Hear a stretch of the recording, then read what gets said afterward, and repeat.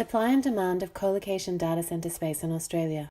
Colocation data centers are specialized facilities for housing computing equipment like servers, routers, switches, and firewalls, as well as supporting infrastructure, including backup equipment, air conditioning, and fire protection.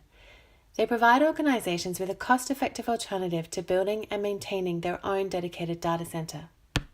Meet John Smith, Senior Analyst at NextDC, one of Australia's market leaders in colocation data center solutions. John's just got off the phone from yet another journalist wanting comment about NextDC's aggressive growth strategy. An ASX-listed company, NextDC has grown since its establishment 9 years ago into a $2.5 billion enterprise with 8 operational data centers and 3 more under construction. However, since January 2019, the company's share price has been falling, and the media has been talking a lot about the threat of oversupply in the market. John was quite understandably worried about this and decided to commission an independent report into supply and demand and the impact on price, using his A-team of MBA economics students. As you can see in this infographic, companies and consumers are creating more and more digital content every year. In fact, there are said to be around 26 billion devices currently connected to the internet, and that's projected to increase threefold by 2025. This exponential growth in data is expected to continue over the next 5 years, with additional data generated from advancements in more data-intensive technologies, such as autonomous cars, virtual reality, and artificial intelligence. All of this data that's being created needs to be stored, corresponding with a rise in global sales of servers. And increases in efficiency have significantly decreased the power requirements for each unit of processing. However, the rise of hyperscale cloud providers over the last few years has radically changed the picture. Despite colocation losing overall market share to cloud providers, they've become major customers for colocation data center space themselves, with revenue from the sale of colocation services to hyperscale cloud providers growing by 20% year on year. Now, however, some of those providers are also beginning to build their own data centers to support their future growth. The geographic location of Australia means that there are no alternative countries capable of serving local customers with acceptable levels of performance, which has fostered a competitive market with over 242 data centers offering retail or wholesale colocation services. There has been extensive growth in the Sydney colocation data centre market since 2014. With access to moderately low cost of capital, there has been an increase in the number of new entrants as well as existing entrants expanding their capacity, with many providers committed to increasing capacity further over the next few years. Along with the increase in supply, we have seen a minor decrease in the price point. Building a new data centre is a capital-intensive activity. Some new providers in the market are looking at leasing land rather than investing in property to reduce their capital investment cost. It typically takes 18 to 30 months to build a data centre once all approvals for a site have been obtained. However, new modular technology has become available that can reduce data centre build times to as little as 9 months. Cooling data centres is one of the largest operational expenses. Continuous technology improvements in computer room air conditioning units over the last decade have resulted in reduced cooling costs, and we can expect this to continue over the next 5 years. Overall, there has been a trend towards building more energy efficient and environmentally friendly data centres. The initial investment costs can be higher, however, these facilities typically cost less to operate over their lifetime. Operational cost efficiencies are achieved as data centres approach their maximum capacity. This is due to high utilisation of existing rack space and power capacity relative to their fixed overhead costs. The majority of staff required to operate a data centre are required regardless of the size or utilisation of a site. Suppliers that have expanded their existing footprint have realised cost efficiencies. Despite this, wages typically only account for a small proportion of costs. The Australian Government introduced the Secure Cloud Strategy to assist and encourage government agencies to use cloud technology.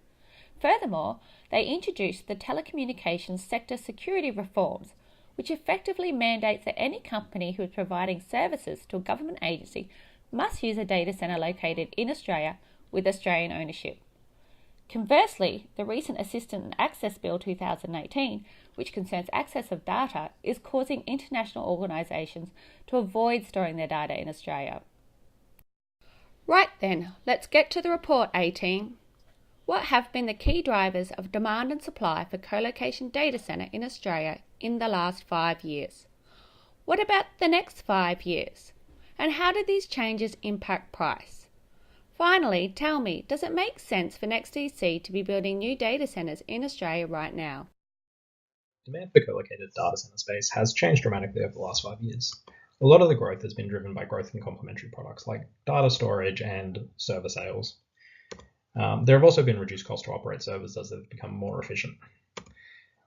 As an alternative to co-location data centers, dedicated data centers are extremely expensive. They have high upfront costs and they require significant ongoing maintenance. We've also seen a lot of hyperscale cloud providers enter the market, and these are customers for co-located data centers. There have also been legislative requirements for Australian entities to keep their data onshore, which has driven demand for Australian data centers. Some of this has been offset by decreased prices of cloud computing, which is a competitive product for retail customers, and a preference for cloud computing from government entities. We have seen that demand is fairly inelastic as data center space is a necessity for most enterprises, and there are very high costs when changing data center providers. Data center costs are also a fairly low proportion of overall compute costs for entities. However, cloud computing is beginning to provide a viable substitute, and that's introducing some elasticity back into the demand curve. The supply curves have also shifted a long way to the right over the last 5 years. This has been driven primarily by improvements in cooling technology, which is a major cost contributor for data centers. There's been a very low cost of capital over the last 5 years, which has enabled new providers to enter the market. Data center operators are achieving economies of scale, and many fixed costs don't increase as the size of the data center increases. However, some of this has been offset by rising property prices, particularly in the Melbourne and Sydney market.